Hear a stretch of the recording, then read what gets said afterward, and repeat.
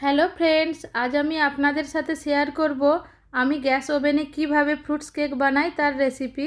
Friends, যদি রেসিপিটা ভালো লাগে লাইক কমেন্ট করবেন, ফ্যামিলি ফ্রেন্ডসদের সাথে শেয়ার করবেন আর সাথে আমার চ্যানেলটাকে সাবস্ক্রাইব করে অল নোটিফিকেশানটা অন করে দেবেন, যাতে আমার ভিডিও আপলোড হবার সাথে সাথেই আপনারা নোটিফিকেশান পেয়ে যান।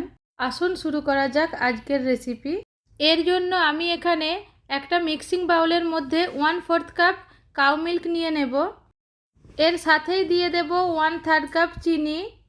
আপনারা চাইলে চিনিটাকে প্রথমে পাউডার বানিয়ে নিতে পারেন। 1/4 কাপ রিফাইন্ড অয়েল, 50 গ্রামের মতো বাটার। এইবার সমস্ত কিছু খুব ভালোভাবে মিক্স করে নিতে হবে। ভালোভাবে মিক্স হয়ে গিয়েছে। এইবার এর সঙ্গে 2টো ডিম দিয়ে দেব। সাথেই 1 টিস্পুন ভ্যানিলা এসেন্স দিয়ে খুব ভালোভাবে মিক্স করে নেব। সব কিছু খুব ভালোভাবে মিক্স করে নেবার পর এর মধ্যে দিয়ে দেব 1/2 টিস্পুন ময়দা। এর সাথেই 1/4 কাপ মিল্ক পাউডার দিয়ে খুব ভালোভাবে মিক্স করে নেব। আপনারা চাইলে মিল্ক পাউডারটা স্কিপ করতে পারেন। এইবার খুব ভালোভাবে ফেটিয়ে নিতে হবে। খুব ভালোভাবে ফেটিয়ে নিয়েছি। এখন এর মধ্যে একটুও লাম্পস নেই। এখন এর মধ্যে দিয়ে দেব কিছু টুটি ফুটি আর চপড করে নেওয়া কিছু কাজু আর কিশমিশ। আপনারা আপনাদের ইচ্ছা মতো ড্রাই ফ্রুটস ইউজ করতে পারেন। টুটি ফুটি আর ড্রাই ফ্রুটসের সঙ্গে প্রথমেই কিছুটা শুকনো ময়দা মিক্স করে রেখেছিলাম। সব কিছু ভালোভাবে মিশিয়ে নেব। এইবার একটা কেক মোল্ডের উপর সামান্য রিফাইন্ড অয়েল গ্রিজ করে নেব। ইচ্ছা হলে কেক মোল্ডের উপর বাটার পেপারও ইউজ করা যেতে পারে।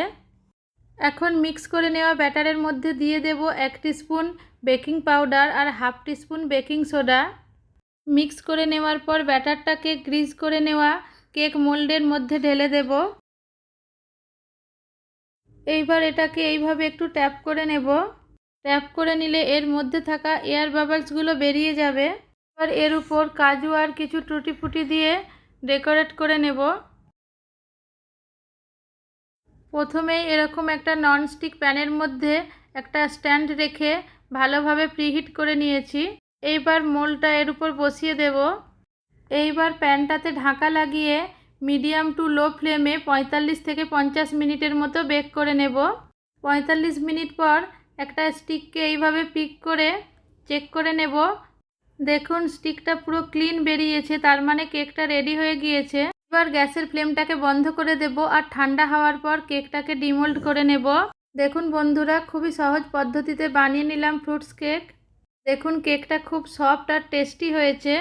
ফ্রেন্ডস, যদি আমার রেসিপিটা ভালো লাগে লাইক কমেন্ট করবেন, ফ্যামিলি ফ্রেন্ডদের সাথে শেয়ার করবেন আর সাথে আমার চ্যানেলটাকে সাবস্ক্রাইব করে অল নোটিফিকেশানটা অন করে দেবেন, যাতে আমার ভিডিও আপলোড হবার সাথে সাথেই আপনারা নোটিফিকেশান পেয়ে যান। Thank you.